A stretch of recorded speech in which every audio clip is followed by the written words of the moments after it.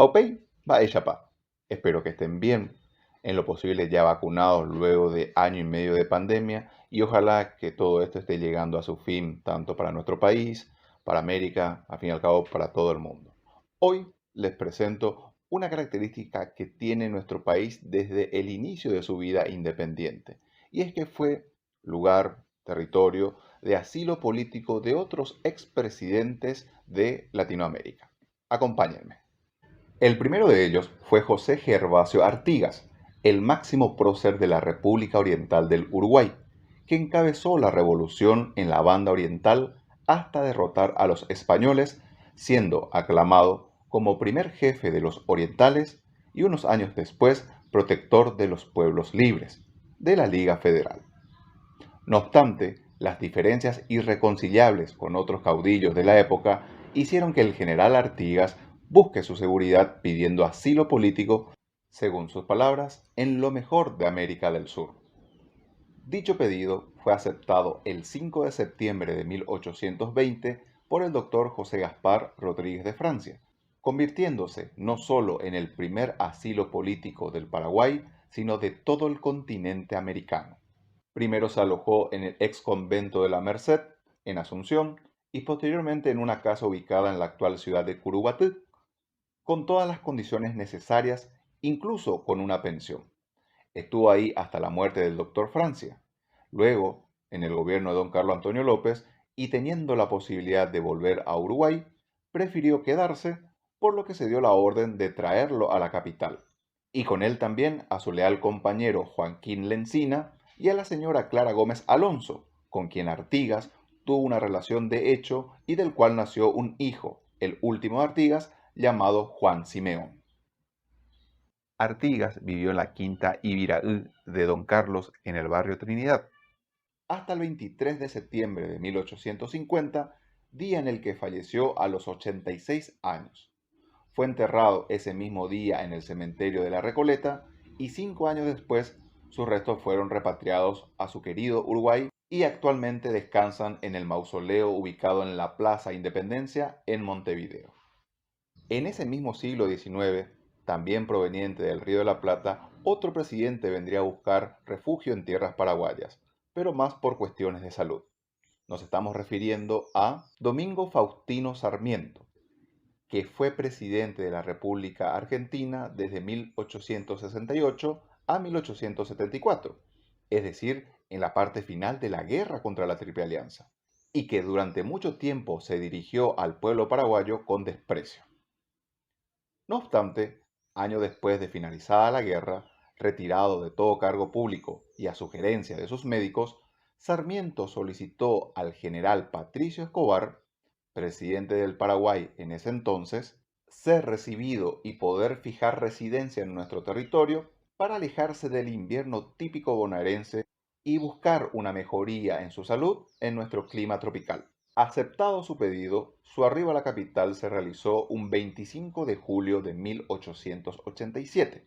Se hospedó inicialmente en el extinto establecimiento Cancha Soledad de un amigo y hermano de fraternidad, quien luego le donó una parcela de ese territorio para que Sarmiento construyera su casa con materiales prefabricados que había traído.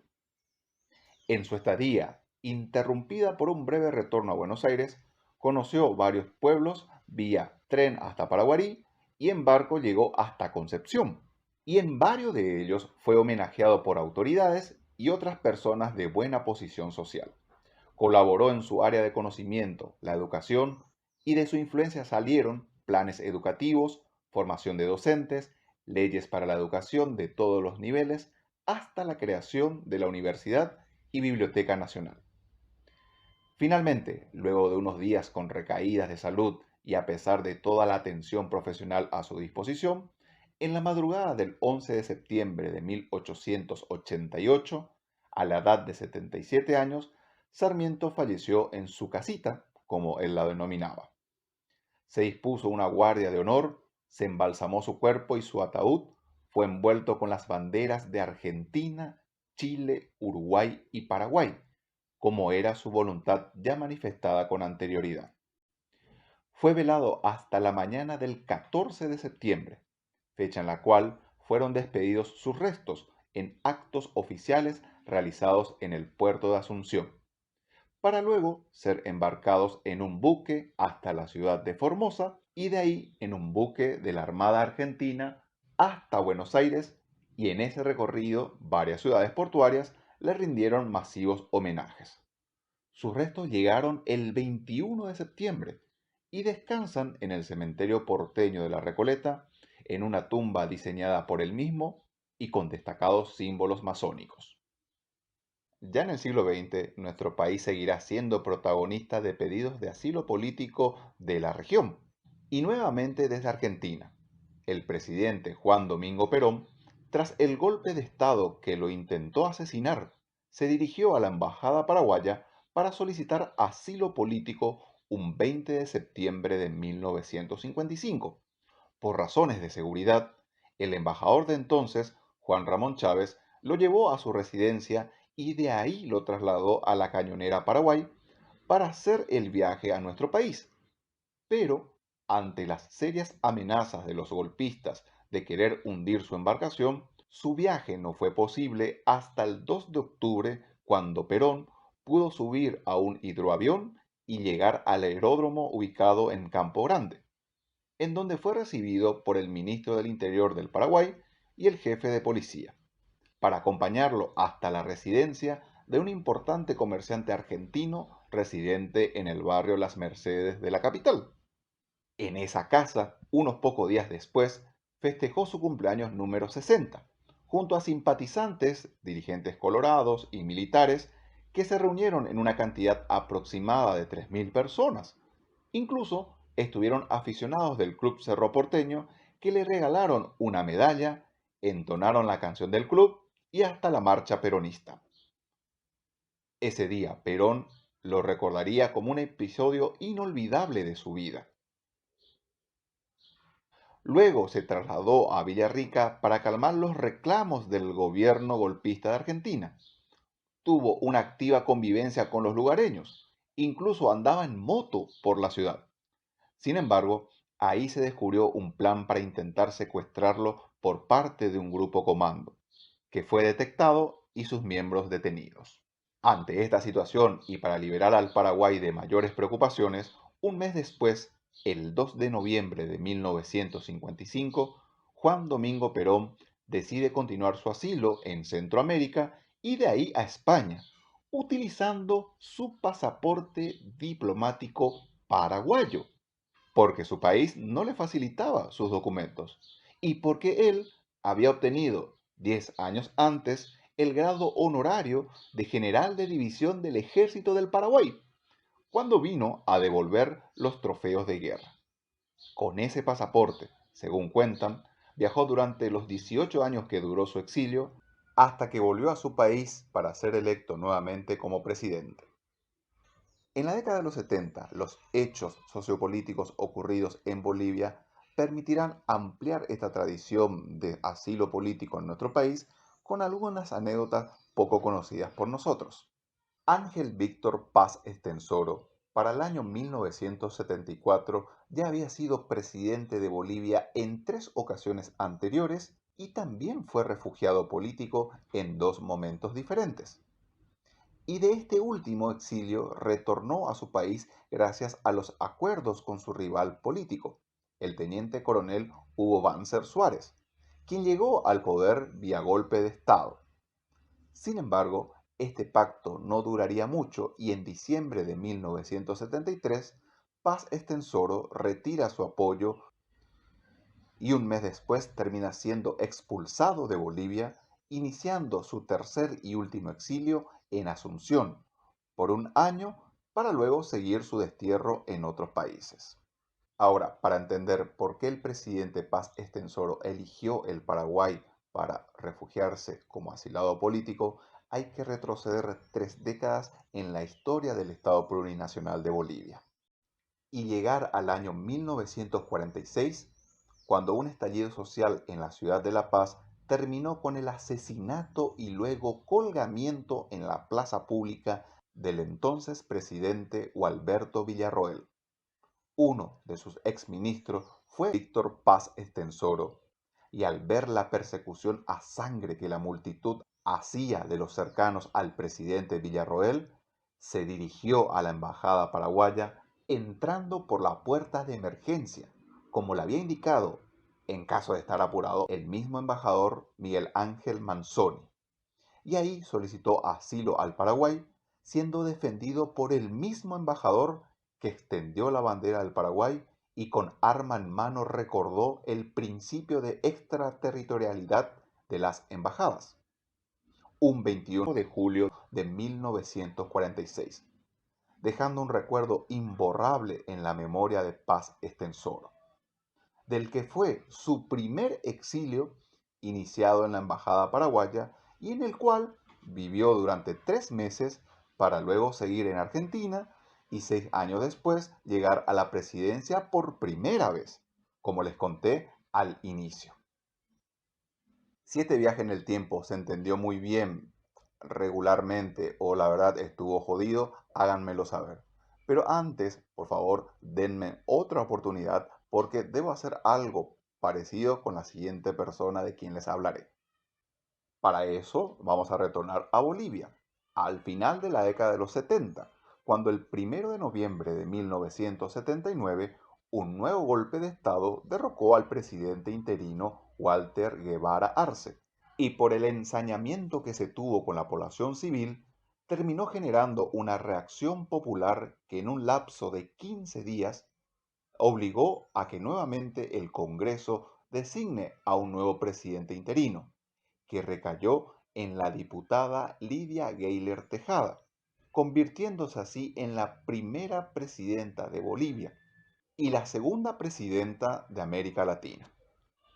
Sin embargo, la presidenta Lidia Gayler, incluso habiendo sobrevivido a un atentado y habiendo realizado una nueva elección presidencial, como se lo había solicitado el Congreso, recibió un nuevo golpe de Estado de derecha, obligándola a renunciar el 17 de julio de 1980. Y 2 días después llegó en un vuelo especial a Asunción pidiendo asilo político al Paraguay. Según lo indican noticias de la época, pero solo estuvo 24 o 48 horas por motivos que desconozco, porque volvió a Bolivia para buscar asilo en Francia, en el cual estuvo más de un año. ¿Y por qué la presidenta Gayler buscó asilo político en el Paraguay? Hay que retroceder nuevamente en el tiempo hasta la Guerra del Chaco. Uno de los soldados prisioneros en Bolivia era el capitán Mareirián Pérez Ramírez, que luego del cese de hostilidades firmado en 1935, realizó una vida social aún como prisionero, y en donde conoció a la joven Lidia Gayler Tejada. Se enamoraron y pronto se casaron en Cochabamba. Luego ellos vinieron a Asunción, en donde nació la única hija del matrimonio, y estuvieron juntos durante 5 años. Luego, ella decidió retornar a Bolivia con su hija y unos años después terminar amistosamente su matrimonio con Pérez Ramírez. Por intereses irreconciliables, aunque nunca renegó del sentimiento y elección de aquel momento. Y según algunas informaciones, años después se reencontraron nuevamente en Asunción en su breve exilio. Y finalmente llegamos a un asilo político muy conocido en el Paraguay, pero no solo aquí, sino en el mundo entero. Anastasio Somoza Debayle fue presidente de la República de Nicaragua entre 1967 y 1979 y fue el último de la dinastía somocista que gobernó como dictadura durante 42 años hasta que el Frente Sandinista de Liberación Nacional lo derroca y Anastasio Somoza termina renunciando el 16 de julio de 1979 y en la madrugada del día siguiente huye a Miami y luego a Bahamas, pero en forma de turista, porque nadie en el continente quería darle el asilo político a un acusado de enriquecimiento ilícito y crímenes de lesa humanidad. Bueno, nadie excepto el Paraguay de Alfredo Stroessner. Así Somoza llegó el 19 de agosto de 1979 con una comitiva integrada por familiares, militares y civiles leales. Primero alquiló una mansión sobre la avenida Mariscal López y luego se mudó a otra más grande ubicada en la avenida Generalísimo Franco. Tuvo una vida social de lujo entre la clase alta de la capital, excesos y problemas de convivencia con otros reconocidos asuncenos, incluso llegó a adquirir en forma mala vida hectáreas en el Chaco. Seguramente por esto, al ser entrevistado en Asunción y cuando le preguntaron si era feliz, su respuesta no daba margen a la duda. Pero en ese paraíso en el que vivía Anastasio Somoza, en el país que dormía con las ventanas abiertas, no iba a durar mucho, porque un grupo comando de guerrilleros que habían luchado en Nicaragua contra su dictadura había ingresado en forma clandestina a Paraguay para asesinarlo. Realizaron trabajo de inteligencia y logística por más de 5 meses. Para conocer la rutina que él realizaba, incluso alquilaron una casa a cuadras de la mansión de Somoza, gracias a que engañaron al dueño haciéndoles creer que ellos eran representantes del cantante español Julio Iglesias y que estaría un tiempo en Paraguay por algunos proyectos, pero que necesitaba una residencia en el más absoluto anonimato. Así, el 17 de septiembre de 1980, el único concierto que hubo fue el estruendo de metralletas, subfusiles, rifles de asalto y un lanzacohetes que destrozaron el vehículo Mercedes-Benz blindado, en el que se trasladaban Somoza y dos colaboradores más, aniquilándolos a todos al instante. Incluso uno de los cuerpos y sus partes fue expulsado a 10 metros del vehículo por la intensidad del ataque. Desde entonces, hace 4 décadas, el Paraguay no ha albergado a ningún expresidente o primer mandatario de otro país, pero sí tiene en su territorio a refugiados y asilados políticos de América, África y Asia. Bien, espero que esta temática con muchos detalles curiosos les haya gustado, que les haya confirmado lo que ya sabían y lo que no les permita ahora compartir con sus conocidos. PTI Añoa Pona PM Guara. Mishima o Faltaya Superan Pandemia. Hasta el próximo video.